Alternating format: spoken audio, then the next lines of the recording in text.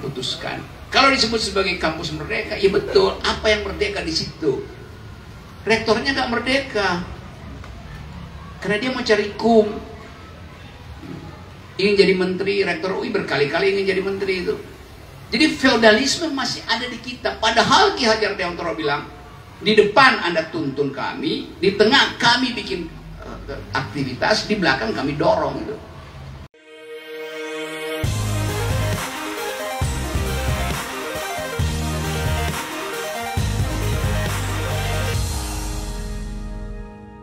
Kan siapa dulu tuh yang belakang ya?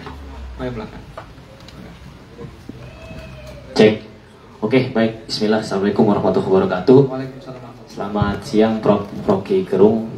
Saya Sunoto dari mahasiswa Universitas Negeri Semarang. Kebetulan saya ke sini, kemudian baru dapat info bahwa di sini ada pusat akal sehat didistribusikan gitu, makanya saya langsung ke sini. Saya salah satu subscriber dari Rocky Gerung Official dan selalu tidak ketinggalan melihat video-videonya.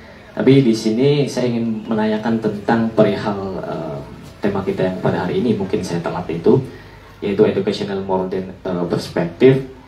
Kebetulan saya menjadi salah satu guru honorer, Bro, di sekolah di Cirebon sini.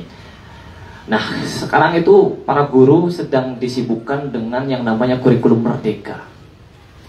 Yang menurut saya itu sebenarnya yang merdeka bukan kurikulum dan gurunya, tapi menteri pendidikannya yang merdeka. Karena gurunya masih dijajah oleh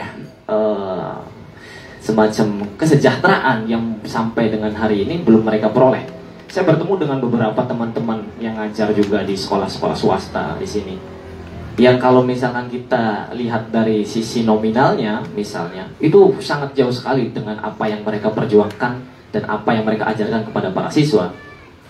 Nah, sehingga sebenarnya kurikulum ini kaitannya dengan hasil pendidikan di Indonesia itu sebenarnya seperti apa gitu.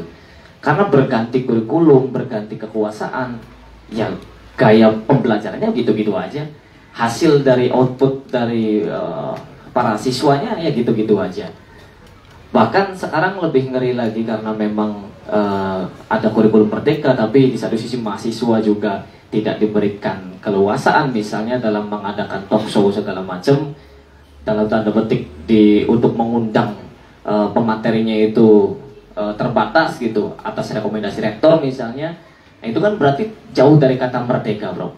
Nah, yang menjadi pertanyaan bagi saya, bagaimana perspektif filsafat pendidikan tentunya dalam melihat fenomena kurikulum merdeka ini, Bro. Sekian, terima kasih.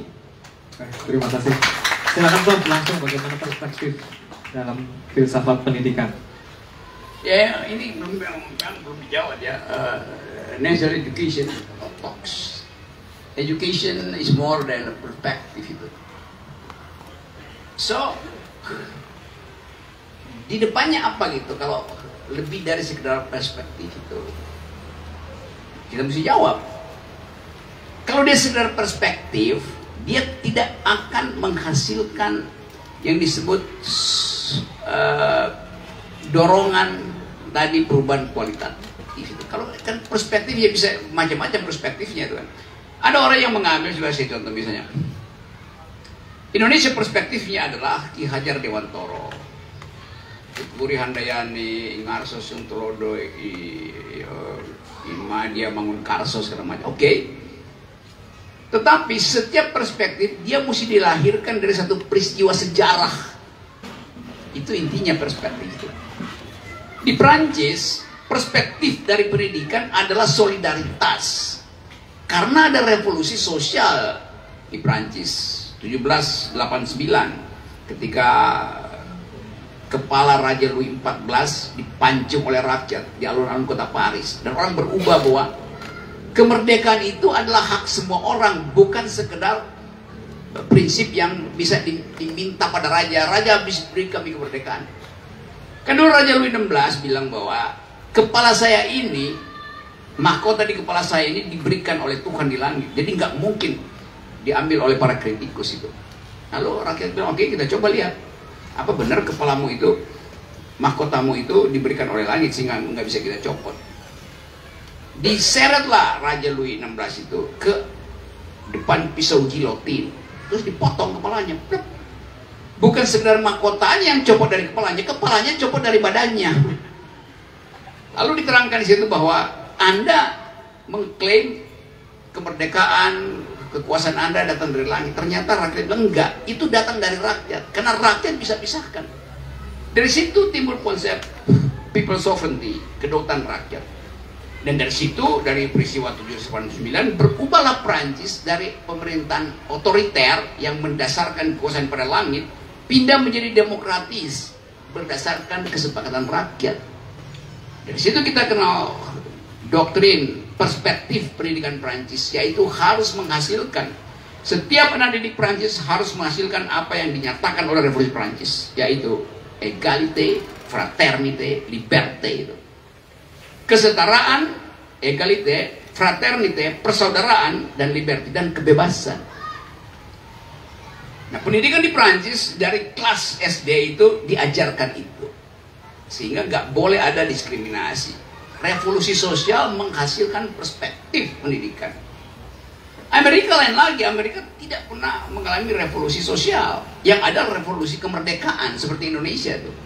Memerdekakan diri dari penjajah Inggris. Karena itu di Amerika prinsipnya adalah kebebasan, kemerdekaan tok, nggak ada soal solidaritas di situ, nggak ada soal fraternity. Di Amerika siapapun silahkan, mau jadi apapun silahkan. Karena itu istilah liberal, kebebasan di Amerika itu dimaksudkan supaya individu carilah jalan dia sendiri-sendiri itu. Kan nggak ada namanya rakyat Amerika. Semua orang Amerika itu pendatang, datang dari Italia, datang dari Timur Tengah, datang dari Asia, nggak ada yang disebut orang Amerika. Yang ada adalah imigran. Nah, setiap orang di situ dihargai sama tuh. Oh, ada peristiwa rasis kemudian, tapi kemudian ada seorang presiden dari kulit hitam. Jadi ada kemerdekaan individu itu. Nah, di kita nggak jelas sebetulnya. Memang tadi ada Ki Hajar Dewantoro, tapi itu kan filosofi, bukan hasil dari satu peristiwa sejarah tuh. Nah, sekarang kita mau uji apa yang bisa jadikan peristiwa sejarah supaya kita paham bahwa pendidikan itu harus menghasilkan atau harus dihasilkan oleh sebuah peristiwa sejarah. Ini yang dari awal kita ingin putuskan. Kalau disebut sebagai kampus merdeka, ya betul. Apa yang merdeka di situ? Rektornya nggak merdeka, karena dia mau cari kum. Ingin jadi menteri, rektor UI berkali-kali ingin jadi menteri itu.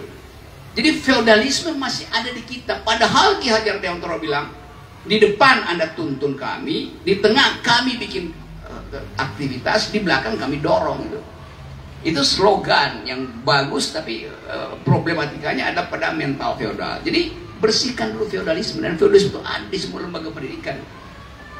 Nah, mudah-mudahan di pertemuan semacam ini menyadarkan kita bahwa memerdekakan pikiran itu adalah tahap yang paling penting ketika kita sudah merdeka sebagai bangsa. Itu dalilnya.